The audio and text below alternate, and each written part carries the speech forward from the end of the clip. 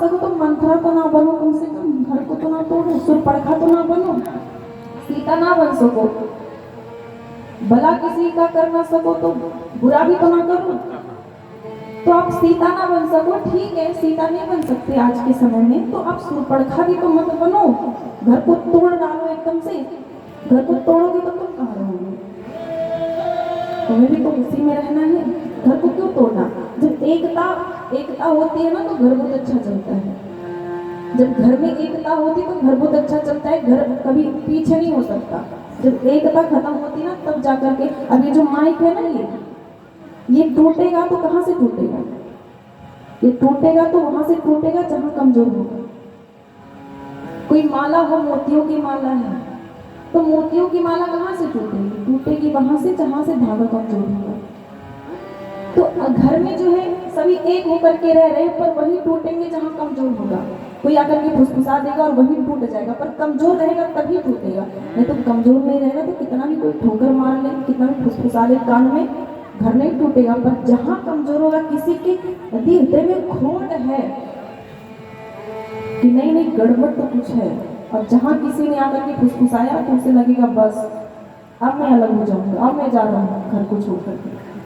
तो तुम तो अलग हो गए, तुम्हें लगा कि हम तो बड़े सुखी रहेंगे, पर तुमने जो है आग को चुन लिया है।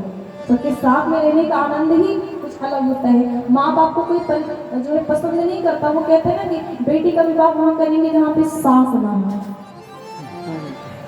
जहाँ पे ननद ना हो, एक एक भाई हो, और बाद में पछताते हैं, बाद में उन्हें लगता अरे गड़बड़ कर दिया। एकता में जो है ना वो कहीं नहीं है। वो हम सब बटे ना, देखो धर्म सनातन धर्म को कमजोर कर रहे हैं हम सब। देखो जातिवाद के नाम पे कभी भेदभाव, कभी कुछ, ये सब छोड़ो, ये सब गलत है। आप जातिवाद के नाम में बट रहे हो और उसका फायदा कोई और उठा रहा है, तो बटो नहीं ना। आप भेदभाव मत करो ना। भेदभाव जब होता रहा वो तो होता रहा, पता नहीं कब होता था और क्यों होता था पता नहीं, लेकिन अब तो भेदभाव ना करो। तुम जो भेदभाव करते हो ना उसका बहुत गलत प्रभाव पड़ रहा है, कमजोर होते चले जा रहे। अब बताओ, भेदभाव करोगे, सोचोगे हम तो जो है ब्राह्मण हैं, हम तो, अब ऐसे भेदभाव करोगे, हिंदू सनातन धर्मी हो, भेदभाव करोगे और लोग बंटते चले जाएंगे, तो एक दिन हिंदू धर्म ही खत्म हो जाएगा, तो ब्राह्मणता को लेकर के बस कोने पड़े रहेंगे। तो ब्राह्मण बने रहना चाहते हो, ये भगवा वस्त्र और ये तिलक चाहते हो कि रहे, जनेऊ रहे, सिखा रहे, तो भेदभाव नहीं करो, टूटो मत। इसका फायदा कोई और उठा रहा है, तनी बुद्धि लगानी चाहिए। जहां आप कमजोर होंगे वही, आपको क्या लगता है सनातन धर्म के दुश्मन बाहर हैं? बाहर नहीं है, वो अंदर हैं। जयचंद पड़े हैं जो अपने में ही रह करके काट रहे हैं, खोखला कर रहे हैं। जातिवाद, भेदभाव, हम ये हैं, हम ब्राह्मण हैं, हम क्षत्रिय हैं, हम यादव हैं, हम ये हैं, हम वो हैं। अब देखो जो वो है ना शूद्र लोग, देखिए कैसे बट रहे हैं। भेदभाव नहीं होना चाहिए, भेदभाव बिल्कुल नहीं होना चाहिए। हमें तो नहीं लगता कि राम जी ने कभी भेदभाव किया। आपने देखा ना रामचरित मानस में, क्या राम जी ने कभी भेदभाव किया? आप भेदभाव करो माताओं, सबसे करिए माताएं, और इधर जो लोग बैठे सबसे कह रहे हैं, सबको सुन रहे हैं। भेदभाव आप करो। जरा ये बताओ कि आप घर में वो ग्लास रखते हो, उसमें पानी रखते हो, कोई कुत्ता के चाट जाता है तो आप क्या करते हो? ग्लास फेंक देते हो? नहीं फेंकते ना, नहीं फेंकते, उसको धो करके उसमें पानी भर के पी लेते हो। लेकिन यदि ग्लास में जो है वो सूत्र चाहते हैं कि किसी को पानी दे दिया पीने को, तो ग्लास फेंक देते हो, नहीं इसको अलग रखो इतना। कुत्ता का जूठन खा सकते हो जो वहां जाकर के पता नहीं क्या क्या खाते हैं। इसको कोई रोकता है कि नदी किनारे मत जाओ, वो तालाब के किनारे मत जाओ, वहां पे क्या क्या है? वहां पे विष्ठा है, विष्ठा को खाता है कुत्ता, विष्ठा को खाता है, और उसका जूठा तुम खा लेते हो। उसका जूठा किया हुआ बर्तन, उसका छुआ हुआ बर्तन तुम खा लेते हो। उस बर्तन में धो करके सर्फ से बढ़िया डिटर्जेंट लगा करके, लेकिन आप वो जो छोटे जाते के आते हैं उनका आप नहीं खा सकते। गलत है ना? इससे क्या हो रहा है कि आप करो सो करो, पर इससे परिणाम बुरा आ रहा है, तो आप इसको बदलो। परिणाम बुरा आ रहा है इसलिए परिभाषा को बदलो।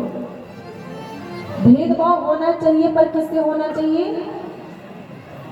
दुर्जन से भेदभाव होना चाहिए। जो बुरा है उससे भेदभाव करो। जो मलिच्छ है उसका छुआ नहीं खाओ। जो मलिच्छ है उसके घर ना जाओ, उसके घर ना खाओ। जो मलिच्छ है, जो बुरा है, जो शराब पीता है, जो मांस खाता है, उससे दूर रहो।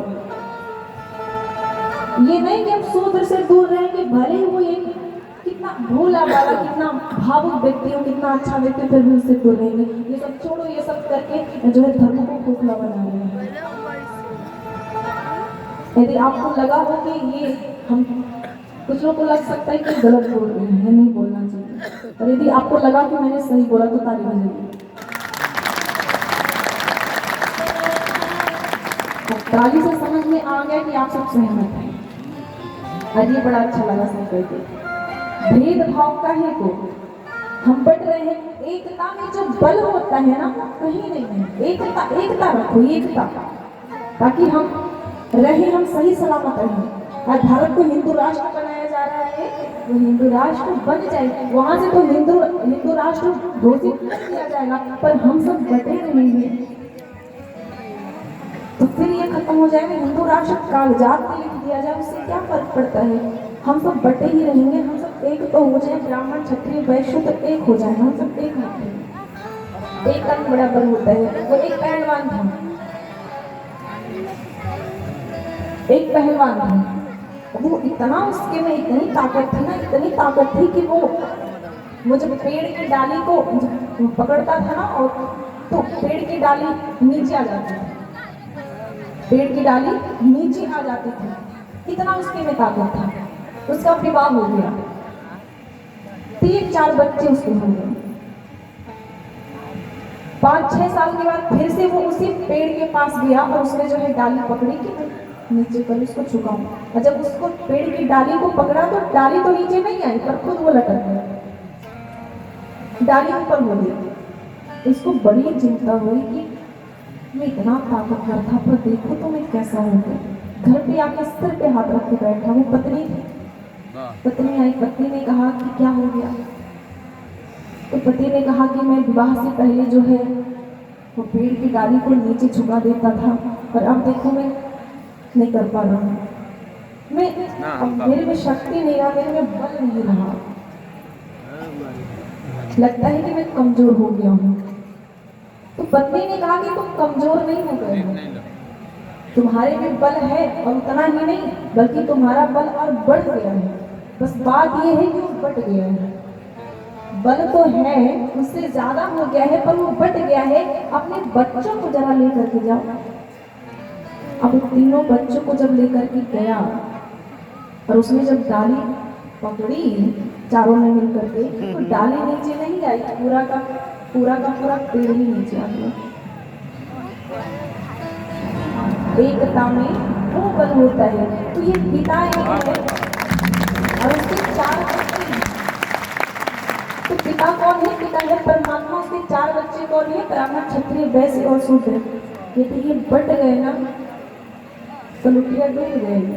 तो बटे ना, हम सब मिल करके रहें, एक दूसरे से लड़े ना। नहीं तो ऐसे 2000 दे करके कोई ईसाई बन जा रहे, कोई कुछ बन जा रहे, कोई कुछ बन जा रहे हैं। वो तो अब बड़ी भली बात है कि कुछ लोग हैं जो संभाल रहे हैं। लगता है कि हाँ सही हो जाएगा, लेकिन फिर भी हम लोगों को भी तो करना होगा, एक करने से थोड़ी ना होगा। हम सुधरेंगे तो जग सुधरेगा, तो हम सुधरेंगे जग सुधरेगा, तो एक एक करके सबको सुधरना होगा। हम सुधरे, आप सुधरो, आप सुधरो, आप सुधरो, धीरे धीरे सही हो जाएगा। एकता में वो बल होता है, बटने में कुछ नहीं है। सीताराम जी महाराज जय हो, हरिलाल जय हो। घर में चाहे 4 बहू हो और मिल करके रहे, एक दूसरे के बहन की तरह रहे। जैसे बहन होती हैं सगी थोड़ा लड़ाई कर लेती हैं, उसके बाद फिर बातों में लगता है, थोड़ा सा जो है मार झगड़ा भी कर लेती हैं, लेकिन फिर मिल करके रहती हैं बहन। तो वैसे बहन की तरह रहे और घर जिससे मजबूत हो। सुरपड़खा नहीं बनना है, मंथरा नहीं बनना है। ये सुरुचि जो है ये बार जो है चढ़ाई। ध्रुव जी को ऐसे अपमानित करके वहां से भगा दिया कि वो गए विधवा की तरह जीवन जिए, वो अभागन नहीं तो क्या है, वो सही कह रही है।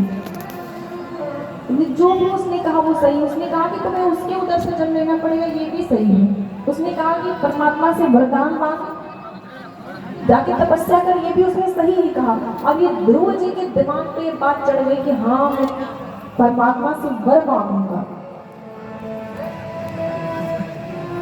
और वहां से चल पड़े ध्रुव जी। मैया रोकते रहे, अरे पुत्र कहाँ जा रहे हो, पर ध्रुव जी चल पड़े, जंगल में चले गए। अब मैं जो है जगत पिता से मिलूंगा, ये पिता नहीं जगत पिता से मैं मिलूंगा, जगत पिता की गोदी में बैठूंगा, इस पिता ने नहीं बिठाया। और नारद जी आई परीक्षा करने के लिए, नारद जी परीक्षा करने के लिए आए, तो परीक्षा में पास हुए। ध्रुव जी उन्होंने कहा कि ये जंगल में जा रहे हो, तुम्हें भेड़ शेर ये सब खा लेंगे, तुम्हें भालू वालू सब घूमते हैं इसमें और खा लेंगे तुम्हें। तो ये ध्रुव जी ने कहा कि आपको यदि भगवान का रास्ता बताओ ना, भगवान के घर का रास्ता बताना हो तो आप हमें रास्ता बताओ, नहीं तो जाओ यहाँ से, हमें रोको मत। तब नारद जी ने सोचा कि पक्का भगत है, ये पक्का भगत है और ये भगवान का दर्शन पाके ही रहेगा। सो उन्होंने 12 अक्षर मंत्र दिया। कौन सा मंत्र दिया, बोलिए? 12 अक्षर मंत्र बोलिए जरा, आवाज यहाँ तक नहीं आ रही। कौन सा मंत्र दिए? वो जब दुकान पे जाते हैं गुटखा खरीदने के लिए, दुकान बंद रहता है तो कैसे पुकारते हैं दुकान वाले को? ओम नमो भगवते ओम नमो भगवते वासुदेवाय। कौन सा मंत्र दिया? ओम नमो भगवते वासुदेवाय। ओम नमो भगवते वासुदेवाय। उन्होंने मंत्र दिया। और ये ध्रुव जी जो है बड़ा दुर्लभ उपवास कर रहे हैं, व्रत कर रहे हैं, वो तप कर रहे हैं, उपवास कर रहे हैं। अच्छा, उपवास का अर्थ क्या होता है? उपवास का क्या अर्थ होता है? उपवास का अर्थ होता है दाल चावल छोड़ देना। आज दाल चावल नहीं खाएंगे, बस उपवास हमारा हो गया। और व्रत किसे कहते हैं? व्रत भी उसी को कहते हैं, लेकिन ऐसा नहीं है। हम सब भ्रम में पड़े हुए हैं। व्रत का क्या, उपवास का क्या अर्थ होता है? उपवास का अर्थ ये नहीं होता कि दाल चावल आज हम नहीं खाएंगे, और जिस दिन व्रत रहते हैं, उपवास रहते हैं, उस दिन रसोई में 20 बार झांकते हैं कि आज कौन कौन सा आइटम बन रहे हैं, नया नया आइटम बनेगा। उपवास का ये मतलब नहीं है। वैसे तो 4 आइटम बनने थे, पर जिस दिन उपवास है उस दिन 1200-20 आइटम बन रहे हैं। वो है तो वो है तो वो है, नए नए आइटम। उपवास का अर्थ ये नहीं होता है, उपवास का अर्थ ये नहीं होता है कि हम दाल चावल नहीं खाएंगे। उपवास का क्या अर्थ होता है? वो होते हैं ना अध्यक्ष और उपाध्यक्ष, राष्ट्रपति होते हैं और ये उप राष्ट्रपति होते हैं। तो उपवास का क्या अर्थ होता है? राष्ट्रपति के निकट वाला क्या है? उपराष्ट्रपति है। तो उप का मतलब होता है निकट, और वास का मतलब होता है विराजना, रहना। उपवास का अर्थ होता है भगवान के निकट विराजना। उपवास का अर्थ यही होता है कि आज हम भगवान के निकट विराजेंगे। और भोजन इसलिए नहीं करा जाता क्योंकि भोजन करने से प्रमाद आता है। आप देखते हैं जिस दिन आप भोजन नहीं करोगे नींद नहीं आएगी, भोजन का नशा ही अलग होता है। तो उपवास का अर्थ होता है कि भगवान के आज हम निकट विराजेंगे, और भोजन इसलिए नहीं करेंगे क्योंकि उससे आलस होता है। तो आज हम भगवान के निकट विराजेंगे, भोजन करेंगे और फल खाएंगे जिससे नींद न आए। ये उपवास का अर्थ होता है। क्या करते हैं कि लोग दाल चावल छोड़ देते हैं, उससे भगवान थोड़े ना खुश हो जाएंगे। और व्रत का क्या अर्थ होता है? व्रत का अर्थ होता है संकल्प। व्रत का मतलब होता है संकल्प। ये भी उसको नहीं कहते दाल चावल छोड़ दिया। व्रत का अर्थ होता है कि हफ्ते के इस दिन मेरा संकल्प है कि मैं रोज तो गुटखा खाता हूँ, लेकिन हफ्ते के इस दिन मैं गुटखा नहीं खाऊंगा। अब ऐसे हम 5 हफ्ते किए कि सोमवार के दिन हम गुटखा नहीं खा रहे हैं, हमारा संकल्प है। तो धीरे धीरे हमें उसकी महत्ता समझ में आती है कि गुटखा ना खाने से कितना फायदा है, तो हम समझते वो बुराई छोड़ जाते हैं। इसको कहते हैं व्रत, और इसको कहते हैं उपवास, भगवान के निकट विराजना। अब बहुत ज़्यादा झूठ बोलते हैं या बहुत ज़्यादा बोलते हैं तो हमारा इस दिन मौन व्रत है। और मौन व्रत रहेंगे तो हमें मौन रहने के फायदे नजर आएंगे, तो हम मौन रहने लगेंगे, ज़्यादा नहीं बोलेंगे। हम झूठ ज़्यादा बोलते हैं तो इस दिन झूठ नहीं बोलेंगे, तो हमें सच बोलने की महत्ता समझ में आएगी, तो हम झूठ बोलना बंद कर देंगे। ये होता है व्रत का अर्थ। तो ऐसे कोई व्रत नहीं करता, ना ही कोई ऐसे उपवास करता है, ये करना है वो उपवास, वो उपवास, वो उपवास। और कितने लोग ऐसे ही लहसुन प्याज को छोड़ देते हैं, पर छल कपट नहीं छोड़ पाते। कि ध्रुव जी महाराज उपवास कर रहे हैं, क्या कर रहे हैं? उपवास कर रहे हैं। हाँ, बड़ा कठिन तप किया है ये ध्रुव जी ने। और किसको पुकार रहे हैं? भगवान को पुकार रहे हैं। विष्णु को। आ जाओ राधेश्याम दे दो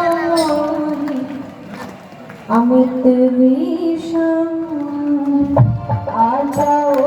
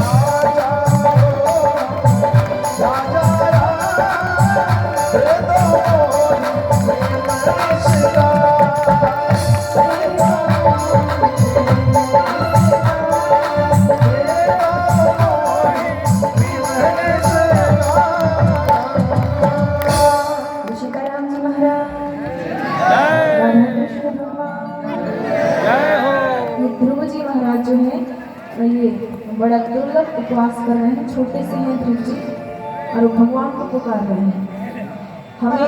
हमें ये विचार चलता है कि यदि भजन करना है तो वृद्धावस्था में करिए, पर नहीं। देखिए ध्रुव जी छोटे से थे और बड़ा दुर्लभ तप करना है, बड़ा कठिन तप किया है। और भगवान बड़े तैयारी के साथ आए ध्रुव जी को दर्शन देने के लिए, बड़ी तैयारी के साथ। वैसे भक्त व्याकुल रहता है भगवान से जो है मिलने के लिए, दर्शन करने के लिए भक्त व्याकुल रहता है, लेकिन आज भगवान व्याकुल थे भक्त से मिलने के लिए, बड़ी जल्दी में निकल रहे हैं। तो मैया ने पूछा कि इतनी जल्दी में कहाँ जा रहे हैं? बोले हम भक्त का दर्शन करने जा रहे हैं। वैसे भगवान का दर्शन करते तो कहते भगवान हम भक्त का दर्शन करने जा रहे हैं, भक्त हैं। आए सामने प्रकट हुए, ध्रुव जी तो अंदर दर्शन कर रहे थे, हृदय में दर्शन कर रहे थे। तो भगवान ने क्या किया, जो अंदर दर्शन हो रहा था ना उसको जो है धुंधला कर दिया, वो एकदम परेशान हो गए। कहाँ चले गए? अंदर देख तो रहे थे। तो उन्होंने आँख खोला, अगर आँख खोला तो सामने देखा भगवान चतुर्भुज रूप में संग चक्र गदा लेकर के भगवान प्रकट है सामने। चरणों में गिर गए ध्रुव जी, चरणों में लोट हो गए ध्रुव जी महाराज। पर अब ये ध्रुव जी जो है वो एक कुछ स्तुति करना चाहते हैं, सोच रहे कुछ स्तुति करूं पर आ नहीं रहा है, कुछ सोच रहे क्या बोलूं, कुछ आ नहीं रहा है। जानते हैं कि स्तुति करना है, पर कैसे करना है उनको नहीं आता स्तुति। भगवान मुस्कुराए देख करके, और उन्होंने ऐसा ऐसा शक्ति दिया, ऐसा जादू किया कि उनको वेद पुराण ग्रंथ सारा ज्ञान हो गया गुरु जी को, और वो स्तुति करा उन्होंने, वो स्तुति करा उन्होंने। ये ध्रुव जी महाराज ने,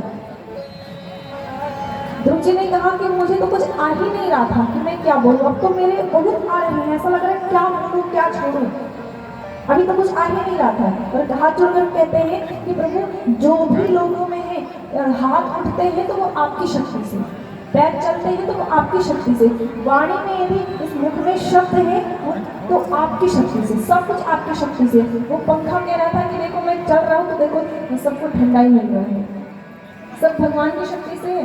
ये देखो पंखा चल रहा है तो पंखा कह रहा था कि वो हम ठंडाई देते हैं तब तो लोग गर्मी में रह पा रहे हैं। वॉशिंग मशीन कह रहा था कि मैं कपड़े धो देता हूँ, वो बल्ब कह रहा था कि मैं रोशनी देता हूँ देखो लोगों को, तब जाकर के काम चल रहा है। कूलर कह रहा था मैं देखो ठंडाई दे रहा हूँ, फ्रिज कह रहा था कि मैं जो है देखो पानी को ठंडा रखता हूँ, तो लोग जीवित रह रहे, नहीं तो पता नहीं क्या क्या हो जाता लोगों को गर्म गर्म पानी पी करके। पंखा बल्ब सब बड़े गुमान में था, तब तक क्या हुआ, लाइट चली गई। सब बड़े गुमान में थे तब तक लाइट चली गई। तो पास पड़े चटाई ने कहा कि भैया अब क्या हो गया, बोले भाई साहब लाइट ही चली गई, लाइट से ही हम थे, अब हम बुझ गए, हम क्या हो गए, खत्म हो गए, लाइट से ही हम थे, हमें अभी पता चला कि हम लाइट से, तभी तक लगता था हम खुद ही हैं, पर अब पता चला कि हम लाइट से हैं। तो जो भी शक्ति है भगवान खींच ले, तो वो देवता जो थे ना उन्होंने समुद्र मंथन किया, उन्हें बड़ा अपमान हो गया कि मैंने समुद्र मंथन किया, उन्हें अहंकार हो गया। तो भगवान ने कहा कि इनको अहंकार हो जाएगा तो साधारण लोग क्या करेंगे, ये देवता है इनको सुधारना पड़ेगा। सो भगवान बने एक बहुत विशाल से यक्ष, बहुत बड़े से यक्ष बन गए, और विशाल से यक्ष बने और बन करके आकर के खड़े हो गए। देवता परेशान, कितना बड़ा लंबा चौड़ा विशाल सा ये कौन है। इंद्र जो देवराज इंद्र है उन्होंने भेजा, अग्निदेव को भेजा, बोले जाकर के देखो तो ये कौन है। अग्निदेव गए, उन्होंने कहा आप कौन। दक्ष ने कहा आप कौन, पहले अपना परिचय आप दीजिए, आप आए अपना परिचय दीजिए। तो बोले मैं अग्निदेव का हूँ। बोले क्या कारोबार है आपका, क्या व्यापार है, क्या करते हो, कौन सा बिजनेस है आपका। बोले मैं अग्निदेव का हूँ, मैं एक पल में इस दुनिया को जला सकता हूँ। बोले अच्छा ये तो बहुत बड़ी बात है, अच्छा ठीक है हम देव को देखना चाहते हैं। खैर अभी दुनिया जलाने का समय नहीं है, एक तिनका उठाया भगवान ने, यक्ष के रूप में है, एक तिनका उठाया, बोले दुनिया जलाने का समय नहीं है, तिनका आप जला दो। अग्नि देवता को बड़ी बेइज्जती लगी कि हम कह रहे हैं कि हम संसार जला सकते हैं, तिनका उठा के तेरे बड़ी बेइज्जती लगी। बोले अरे हम दुनिया को जला सकते हैं, दुनिया को। भगवान ने कहा वही तो कह रहे भाई साहब, दुनिया जलाने का समय नहीं है, अभी भी दुनिया रहनी है अभी, तो आप तिनका जला के दिखा दो। अब वो गुस्सा लगा अग्निदेव को, उन्होंने वो आग फेंका, तो आग फेंका उन्होंने, तो वो तिनका जो है जला तो नहीं पर झुलसा सकता। अब दोबारा में खूब शक्ति लगा करके फिर तिनके को जलाने को प्रयास किया, पर पसीने से तरबतर हो गया, वो तिनका झुलसा तक नहीं। चले गए वहां से पवन देव आए, और पवन देव आए तो फिर उन्हें पूछा आप कौन। यक्ष ने कहा सर आपका परिचय आप बताओ। बोले मैं पवन देव का हूँ। बोले क्या करते, बोले इस दुनिया को एक फूंक में उड़ा सकता हूँ। तो यक्ष भगवान ने फिर स्थान है, पर आप इतनी सी जगह पे एक कोने में बैठे रहते हो और कहते हो कि मेरे चलाए दुनिया चल रही है। आप सोचो आप क्या अहंकार करने भर का है, एक ही ब्रह्मांड नहीं करोड़ों ब्रह्मांड है, फिर भी अहंकार करते। अहंकार क्यों करना। ध्रुव जी महाराज कहते हैं, ये भगवान कहते हैं कि ध्रुव अब मांगो तुम्हें क्या चाहिए, पर ध्रुव जी कहते हैं कि महाराज आप मिल गए, अब इससे ज्यादा क्या चाहिए, आपका दर्शन हो गया, आपको देखिए, अब आप मिल गए तो इससे आगे फिर क्या चाहिए। क्या है भी। लेकिन बार बार भगवान कहते हैं, पर अंतरात्मा में तो इनकी इच्छा थी। ध्रुव जी जो है इसी इच्छा से ही तब करने आए थे कि सिंहासन, मन में ग्लानि थी, सिंहासन का ही सोच था, उसी कारण आए थे। तो भगवान ने जो है कहा कि अब ध्रुव जाओ, तुम 36,000 वर्ष तक राज्य करोगे और उसके बाद मेरे दिव्य ध्रुव लोक को तुम प्राप्त करोगे। तो ध्रुव जी महाराज आते हैं और ये राज्य करते हैं धूमधाम से। जो उनकी वो सौतेली माँ थी जो अपमान करके भगाई थी ना, वो भी अब आ गई थी स्वागत करने के लिए। स्वागत किया धूमधाम से, राज्याभिषेक हुआ। आज वो था उत्तम सुरुचि का बेटा, वो जाकर के एक दिन यक्षों से भिड़ गया, यक्षों से भिड़ गया, मारा गया। और उत्तम को ढूंढने के लिए सुरुचि निकली, सुरुचि निकली तो जंगल में आग लग गई, वो भी उसी में मर गई। जंगल सुरुचि भी मर गई और उत्तम भी मारा गया। पर ध्रुव जी महाराज ने ये सुना तो टोक गए, अब निकल पड़े और उन्होंने हजारों यक्षों को मार डाला। मनु जी महाराज प्रकट हुए, उन्होंने रोका, पुत्र तुम क्या कर रहे हो? भक्त का ये स्वभाव नहीं है, भक्त का स्वभाव सहज होता है, सरल होता है, दया होती है भक्त में। ये तुम क्या कर रहे हो? हजारों यक्षों को तुमने मार डाला, तुम्हारे भाई को एक यक्ष ने मारा और तुमने हजारों यक्षों को मार डाला। तब जाकर के ध्रुव जी रुके।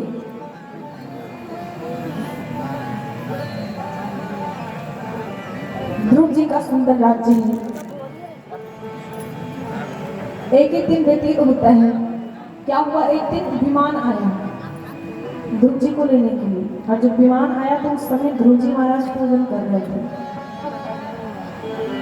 देवताओं ने कहा कि महाराज अब आपका समय हो गया है, आप स्वर्ग, आपको ध्रुव लोक की प्राप्ति होगी, आप चलो। तो ध्रुव जी महाराज ने कहा कि मैं पूजन कर रहा हूँ, आपको दिख नहीं रहा है, रुक जाओ 2 मिनट। वो विमान आया था क्या करने के लिए? स्वर्ग में ले जाने के लिए। लेकिन ध्रुव जी ने क्या कहा, अरे 2 मिनट रुको तो सही, अभी आ रहा हूँ, बैठ रहा हूँ। तो उन्होंने जब अपना कार्य पूरा कर लिया तब मृत्यु के खोपड़ी में सर रख करके विमान में बैठे, खोपड़ी में से रखा मृत्यु के। तो भगवान के भक्त हैं, तो मृत्यु के भी सिर पर पैर रख लिया। और जब बैठ गए तो उन्हें याद आया, अरे मेरी माँ से तो मिले ही नहीं। सो बोले कि थोड़ा रुक जाओ, हम जा रहे अपने माता जी से मिल आए, थोड़ा सुनी थी माता से। तो उन्होंने कहा कि जिसका पुत्र इतना बड़ा भक्त राजा हो, ऐसा दिव्य हो, जिसका पुत्र, उसकी माँ पीछे कैसे रह सकती है? जो आगे विमान जा रहा है ना, देखो वहां पे उस पे सुनीति माता बैठी है।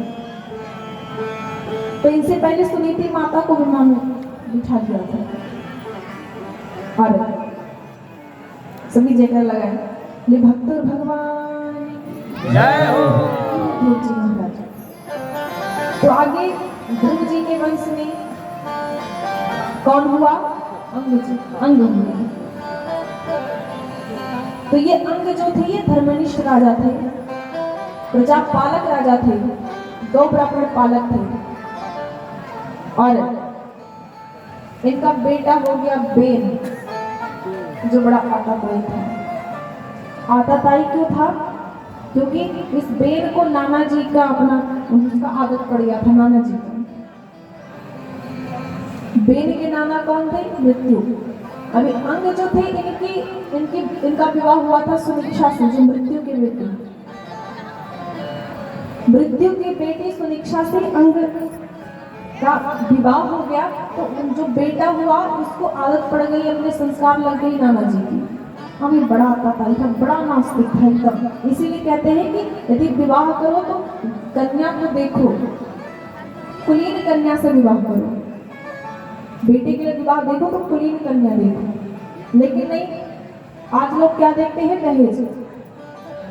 जहां ज्यादा दहेज मिल रहा हो वहां विवाह करेंगे, दहेज ज्यादा मिले बस। आजकल तो व्यापार चल गया है। कुछ लोग होते हैं जो विवाह बताते हैं, वो विवाह बताने का ही काम करते हैं, दलाली करते हैं। वो कहते हैं कि हम विवाह करवा देंगे, वो दिखवाते हैं दूसरे का घर, और विवाह होता है कहीं और, बताते हैं कि 100 बीघा खेत है और जाके पता चलता है कि 1 बीघा है। तो कुछ लोग का व्यापार है ये। ऐसे लोग ना नर्क में जाएंगे। बिल्कुल। इनको और कोई काम नहीं, बस यही काम है, खूब ज्यादा दहेज जो भरवा लेंगे, उसमें से 2-3 लाख रुपये रख लेंगे। बड़ी दलाल, जहाँ पकड़े जाएंगे ना तो बड़ी मार खाएंगे, और पकड़े जाते भी मार खाते भी हैं, तो 2-3 साल चुप हो जाते हैं, फिर वही काम शुरू करते कि बड़ा फायदा है इसमें। दलाल होते हैं। दहेज खूब भर भर के दहेज, 16 लाख 20 लाख 30 लाख, ये है वो है, इतने के दहेज। जो जितना ज्यादा दहेज लेता है ना वो उतना ही बड़ा भिखारी होता है। आपको लगता है जो धनवान होंगे वो दहेज उनको नहीं लेना चाहिए, पर जो जितने धनवान होते हैं उतने बड़े भिखारी होते हैं। कहते हैं कि आप दहेज नहीं दोगे तो हम तैयारी कैसे करेंगे, बरातियों को भोजन कराना है, ये करना है वो करना है, तो दहेज दोगे तब ना। भगवान का मुकुट भी लगता है कि ये 1 नंबर के हैं दरिद्र, इनके हम खिलाने लाने को है नहीं बरातियों को, तो लड़की वालों से लेकर के तब खिलाएंगे बरातियों को। तो बढ़िया है, तुम खूब जम के दहेज लेते हो, अरे जम के बहू आती है तो सिर पे तबला बजाती है। बढ़िया तो है, बढ़िया फ्रिज कूलर सब लेकर के आती है। तो ये नियम निकल गया कि जो है दहेज भी लेके आए और साथ में सब सामान भी लेकर के आए, फिर ठीक है, बढ़िया। तो जो भी करते हैं ना बढ़िया करते हैं, तुम लोग वही उसी लाए। कहते हैं दहेज नहीं लेंगे, जब बेटे की बारी आती है तो कहते हैं दहेज बड़ा खराब है, बेटा की बारी आती तो कहते हैं नहीं बढ़िया दहेज लेना चाहिए। ये देखेंगे कि दहेज ज्यादा चाहिए, नहीं देखते कि जो बेटी आए जो बहू आए वो ठीक हो, बस संस्कारी हो, हमारा घर संभाले, बाकी कुछ नहीं चाहिए, नहीं देखते, बस दहेज मिल जाए, बस दहेज। तो ठीक है ना, वैसे देखिए वो भी नहीं है, वो आजकल देखिए ना वो स्टेज पे चढ़ करके डांस कर रही हैं, आज मंच पे नाच रही हैं, कल सिर पे नाचेंगी, परसों सिर नाच नाच के फोड़ देंगे।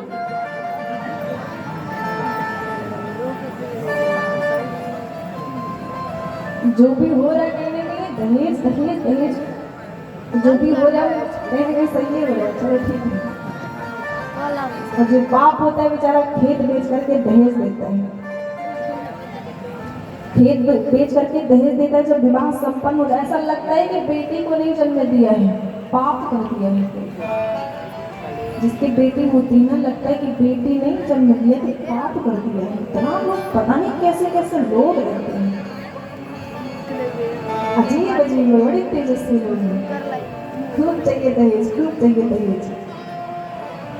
जब बाप दहेज दे देता है ना, विवाह संपन्न हो जाता है, विवाह संपन्न करके जब कर्जा उसको देता है ना, इतना कर्ज लिया है, तो उसको सोच सोच के ना बाप कह भी नहीं सकता, पिता जो होता है ना वो किसी से कह भी नहीं सकता, अकेले में बैठकर सिर पे हाथ रखता, हार्ट अटैक आ जाता है, फांसी लगा लेते हैं पिता लोग। देखो दहेज जो है लेना बुरा नहीं है, मांगना बुरा है। लो पर मांगो मत। ये लड़की का पिता जो तुम्हें दे दे खुशी से, वो तो वैसे ही भर भर के देगा अपनी बेटी को। तो लेना बुरा नहीं है, मांगना बुरा है। पहले भी जनक जी ने दिया नहीं था क्या? और कुछ दे दिए।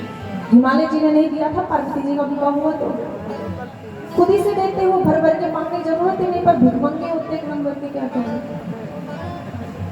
देखो हम तो कहेंगे क्योंकि हमने देखा है, हम कथा करते हैं ना, तो कई बार हमारे पास लोग आते हैं और जो उनमें वेदना होती है ना, कहो ना, जो वेदना होती है ना, इतना कष्ट होता है। वो जो है 3 साल पहले से ही कभी फ्रिज खरीद के लेके आ रहे हैं, कभी कूलर खरीद के लेके आ रहे हैं, और हर दिन उनके आंसू गिरते हैं। क्या खुद से नहीं खरीद सकती? तो बेटी जो है, बेटे का विवाह करना है तो ये नहीं देखना है कि ज्यादा दहेज मिले, ये देखना है कि लड़की संस्कारी हो, गुणों से संपन्न हो, संस्कारी हो, ऐसा देखना है। ये जो अंग का विवाह हुआ तो वो कुलीन कन्या नहीं, मृत्यु के बेटे से विवाह हुआ, तो परिणाम ये हुआ कि बेटा जो हुआ वो बेन, एक नंबर का नास्तिक।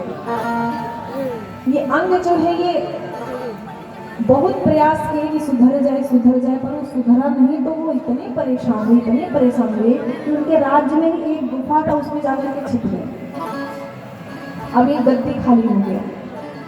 लोगों ने इतना ढूंढा पर मिले नहीं। बाहर ढूंढ रहे थे ना, बात ये है। राज्य में अपने ढूंढा ही नहीं। तो इसी प्रकार जो व्यक्ति होते हैं, अज्ञानी व्यक्ति, वो बाहर भगवान को ढूंढते हैं, भीतर नहीं ढूंढते। भीतर भगवान बैठा है। वो एक औरत थी, उनकी जो है सुई खो गई तो रोड में ढूंढ रही सुई। किसी ने कहा क्या ढूंढ रहे, क्या हुआ? उसने कहा कि मेरी सुई खो गई। बोले कहाँ, किधर खोई? बोले कमरे में खोई। तो बोले सुई कमरे में खोई हो तो ढूंढ बाहर नहीं है। बोले कमरे में इसलिए नहीं ढूंढ रहे क्योंकि कमरे में अंधेरा है और बाहर उजाला है, इसलिए बाहर ढूंढ रहे हैं। वैसे ही भगवान खोया अंदर है, पर हम बाहर ढूंढ रहे हैं क्योंकि बाहर उजाला, अंदर अंधेरा, अंदर हम देख नहीं सकते। हमारा ये नेत्र बंद है, बल्ब बंद है तो अंदर दिखे कैसे? अब ये खुलेगा, ये बंद होगा तो अंदर दिखेगा। तो हम बाहर ढूंढ रहे हैं, ये बाहर ढूंढ रहे हैं। हवा हर जगह है, तो तुम क्यों नहीं कहीं भी जो है पहिया को कर देते कि हवा भर जाए? कि पहिए में हवा भराने के लिए मैकेनिक के यहाँ क्यों जाते हैं?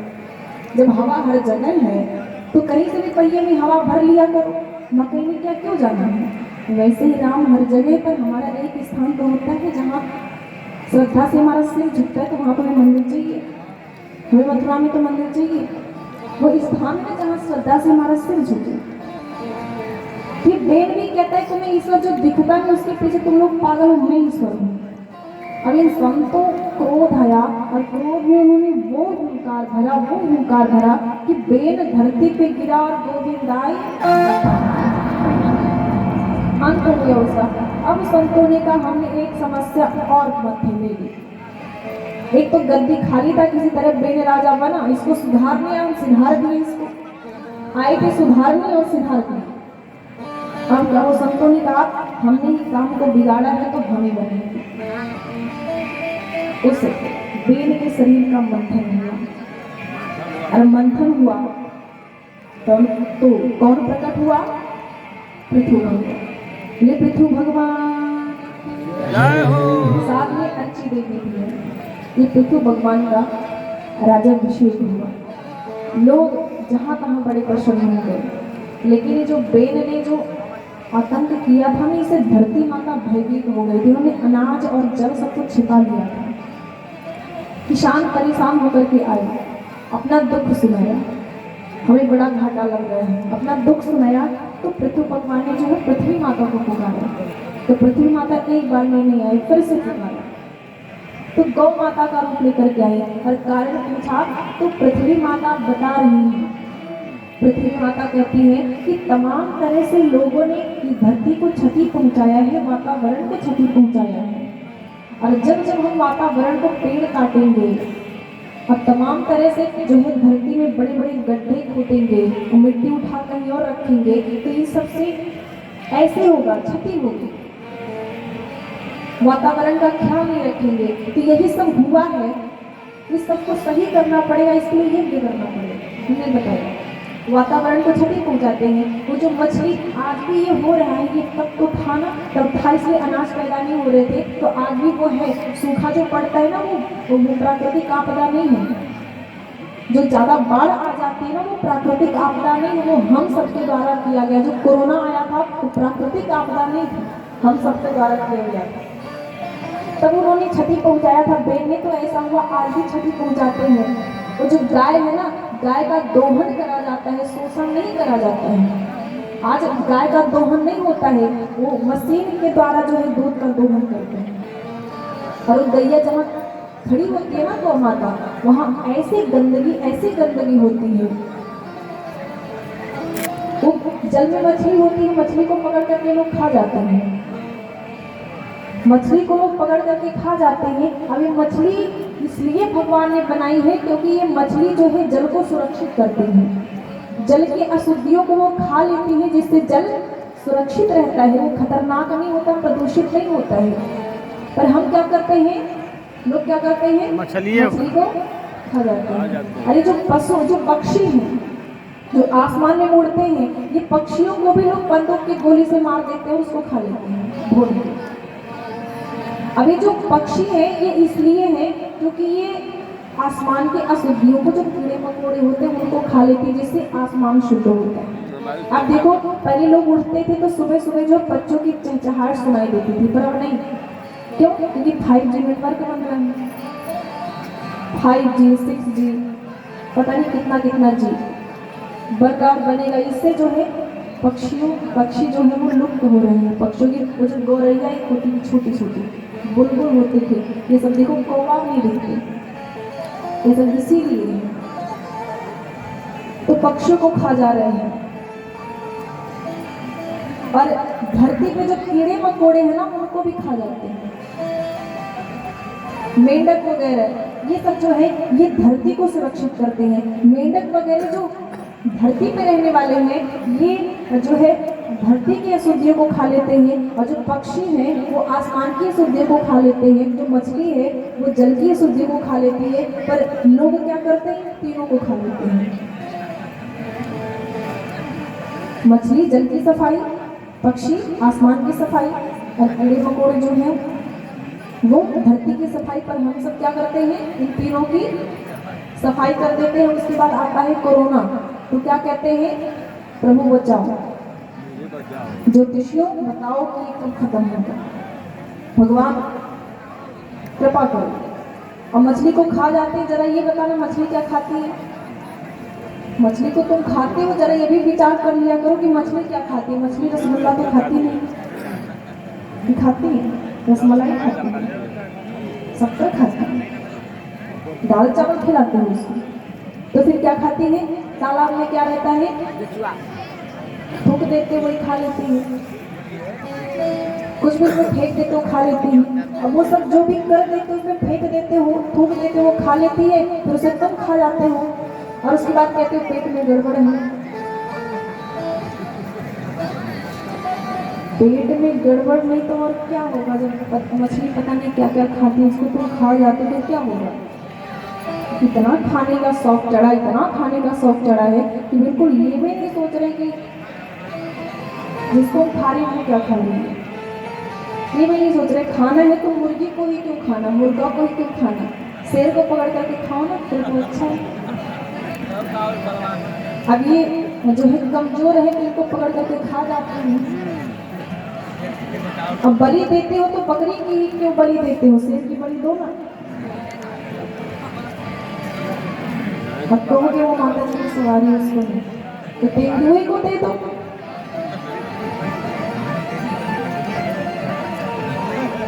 चिंपैंजी को दे दो, पकड़ कर लाओ, मारेगा थप्पड़ खींच के। ऐसा क्यों करते? जो कमजोर है उसी को क्यों दबाते भाई? ये सब करते हैं, और ये सब करते हैं तो आप करते हो, आपको बड़ा आनंद आता है, इसमें बड़ा मजा आता है आपको। लेकिन इससे क्या हो रहा है, ये वातावरण प्रदूषित हो रहा है, आपके अनाज नहीं बढ़िया से उगेंगे, बाढ़ आएगी, अकाल होगा, और आप कमजोर होते चले जाएंगे। देखो आजकल लोग ऐसे हो रहे हैं कि अगर एक टाइम नाश्ता ना मिले तो बीपी लो हो जाता है। ये टाइम हो रहा है, इसी सब के कारण हो रहा है। पहले ये सब नहीं था, पहले रोग नहीं थी, दवा भी नहीं थी इतनी सारी। अब तो जगह जगह पे हॉस्पिटल खुल रहे, फिर भी हॉस्पिटल की कमी है, फिर भी सरकार खुलवा रही हॉस्पिटल, और खुलो, कमाई बढ़ाओ, कमाई बढ़े, अब तुम पैसे कमाओ और घर जाके डॉक्टर को दे आओ। यही चल रहा है। ये इसलिए हो रहा है क्योंकि तुम लोग वातावरण को हम भी इससे नहीं, हम सब जो है वो वातावरण को सुरक्षित नहीं कर रहे हैं, प्रकृति को ठीक से नहीं सुरक्षित कर पा रहे, इसीलिए ऐसा हो रहा है। पृथ्वी माता ने ना खूब समझाया, तो उन्होंने यज्ञ किया, किसने? पृथ्वी भगवान यज्ञ किया। और जब 100 यज्ञ पूर्ण होने लगे, वो इंद्र आए, इंद्र ने सोचा कि शायद हमारी गद्दी ले लेंगे, सो आए इंद्र और घोड़ा चुरा के लेके चलेंगे, यज्ञ का घोड़ा, यज्ञ का अश्व। क्या हो तो हम उसको लुढ़का के लेके चले गए, अभी लुढ़कती भी आएगा वो, और अग्नि में कर देंगे स्वाहा। बड़ा उपद्रव मचाते हैं ये लोग। बोले कैसे? बोले मंत्र के द्वारा। मंत्र में अभी देखो कैसे मंत्र पढ़ेंगे तो कैसे वो लुढ़कते चल के आएंगे। अब जो ही ब्राह्मण ने मंत्र पढ़ा तो वो देवराज इंद्र यो उलटते पलटते आना नहीं चाह रहे पर आ गए। तो ब्राह्मण ने कहा कि स्वाहा कर दे। अब उठा